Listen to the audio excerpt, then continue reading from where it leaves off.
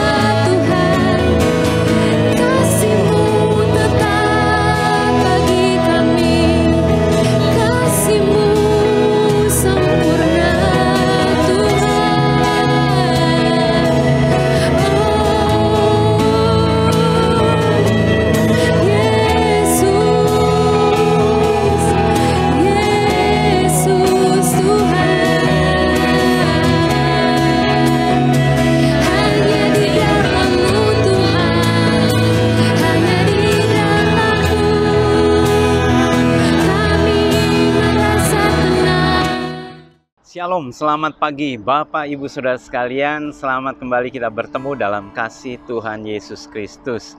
Hari ini saya ada di outdoor, suasana alam yang sangat bagus sekali dan sangat cerah sekali, sangat menyenangkan. Selama ini di indoor terus cukup bosan, jadi ganti suasana.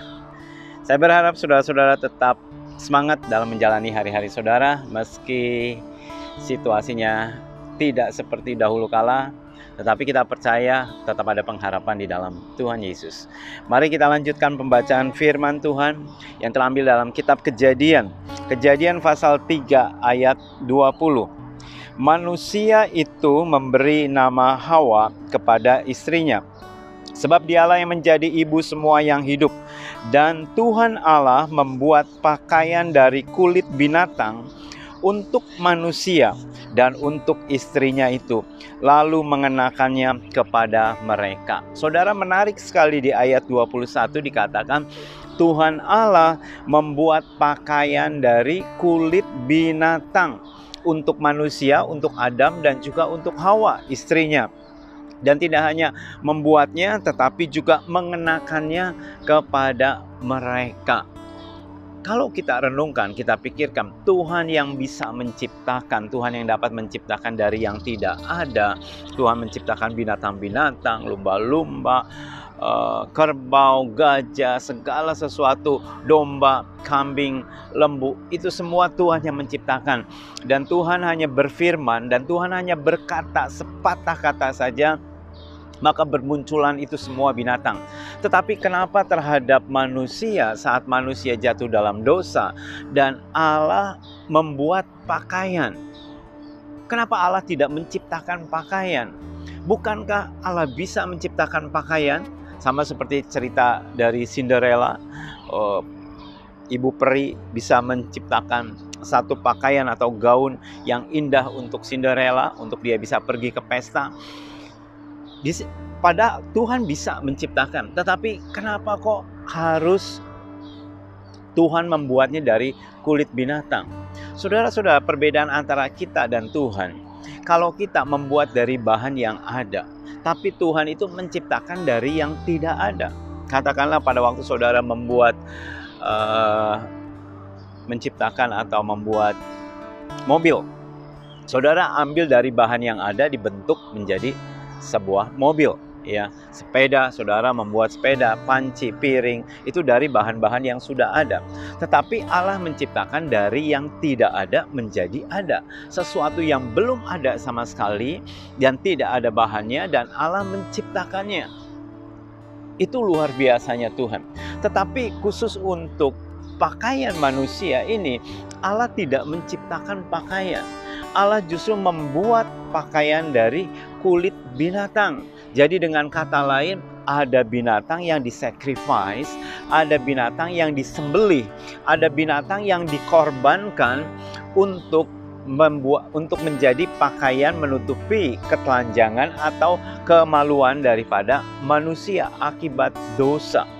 Pesan apa yang kita bisa dapatkan dari cerita ini? Kisah ini adalah menceritakan bahwa dosa itu sangat serius sekali. Penyelesaian dosa tidak dengan mudah. Penyelesaian dosa itu tidak dengan sepatah kata dan terus kemudian lantas terjadilah pakaian untuk menutupi manusia. Tidak, ada prosesnya. Ada seekor binatang yang harus dikorbankan, ada binatang yang harus membayar harganya, ada darah yang ditumpahkan, dan juga ada pakaian atau dari kulit binatang tersebut Allah membuat pakaian tersebut dan kemudian Allah mengenakannya kepada manusia. Jadi akibat perbuatan dosa, Allah yang harus membayar harganya.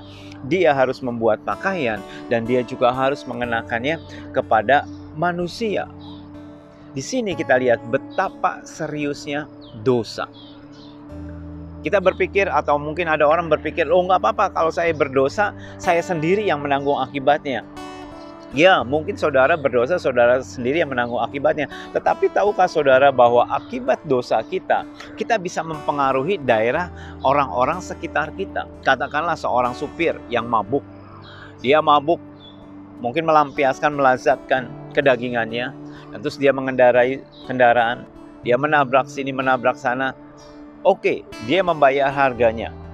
Mungkin dia didenda, tetapi pada saat dia menabrak seseorang, orang tersebut menjadi korban. Dan banyak hal-hal lain bahwa dosa itu ada harga yang harus dibayar.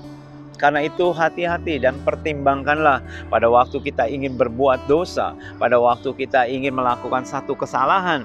Hati-hati. Daud, dia berzina dengan Batseba. Apa yang terjadi? Anak yang dikandungannya meninggal, dan terus kemudian ada kutuk di dalam keluarganya, dan secara terus-menerus sehingga bangsa Israel pun terkena dampaknya akibat dosa dari Daud. Dan di sini kita lihat betapa seriusnya dosa, akibat dosa. Akibat dosa harus ada binatang yang dikorbankan dan pakaian yang dibuat oleh Allah lantas mengenakannya kepada manusia. Akibat dosa ada seekor anak domba Allah yang dikorbankan. Ada Yesus yang disembelih atau dikorbankan di atas kayu salib untuk menutupi ketelanjangan manusia. Dia dipermalukan, dia dikuliti habis-habisan. Saudara lihat, pada waktu Yesus disalibkan, itu dia tidak berpakaian. Mungkin hanya satu pakaian cawatnya saja untuk menutupi bagian yang private. Tetapi ini adalah berbicara bahwa dia seolah-olah dia tidak ada pakaian. Sama seperti seekor binatang yang dikuliti, kulitnya diambil, dan kulitnya itu dibuat menjadi pakaian untuk Adam dan Hawa. Dan ini anak domba Allah. Dia sama sekali tidak berpakaian. Secara simbolis atau secara profetis, pesan profetis adalah berbicara bahwa pakaian dia sedang dikuliti dan Allah sedang membuat satu pakaian untuk manusia, supaya manusia berpakaian, supaya manusia menutupi ketelanjangannya, supaya manusia tidak malu lagi, supaya manusia dipulihkan hubungannya dengan Allah dan juga dengan sesama. Dosa sangat serius sekali. Yesus mati di atas kayu salib, menjadi binatang yang disembelih, yang kulitnya dibuat oleh Allah untuk menjadi pakaian manusia. Tidak secara kebetulan, atau dengan kata lain bahwa perjanjian lama dan perjanjian baru atau dengan Tuhan Yesus, Yesus adalah kunci untuk mengerti perjanjian lama. Ini bukan dicocok-cocokin atau dipas-pasin, tidak. Memang adalah perjanjian lama adalah gambaran atau bayangan dari perjanjian baru. Apa yang terjadi di perjanjian lama itu digenapi oleh kehadiran Tuhan Yesus. Itu sebabnya Yesus adalah kunci pembuka untuk saudara mengerti ayat-ayat di dalam perjanjian lama. Dan hari ini kita belajar bahwa ada seekor binatang yang disembelih, yang kulitnya diambil untuk menutupi akibat dosa manusia. Manusia atau Adam dan Hawa mencoba menutupinya dengan daun ara, dengan pokok ara. Tetapi itu bukan pakaian. Dia hanya menutupinya hanya sementara saja. Dan itu bukan pakaian yang pas untuk manusia. Manusia berusaha mencoba menutupi dosanya dengan berbagai perbuatan baik, pohon ara, daun ara, mungkin dengan memberi sedekah, memberi satu perbuatan yang baik untuk mencoba untuk menutupi dosanya atau menghapus dosanya. Tetapi itu tidak akan pernah bisa atau tidak akan pernah berhasil.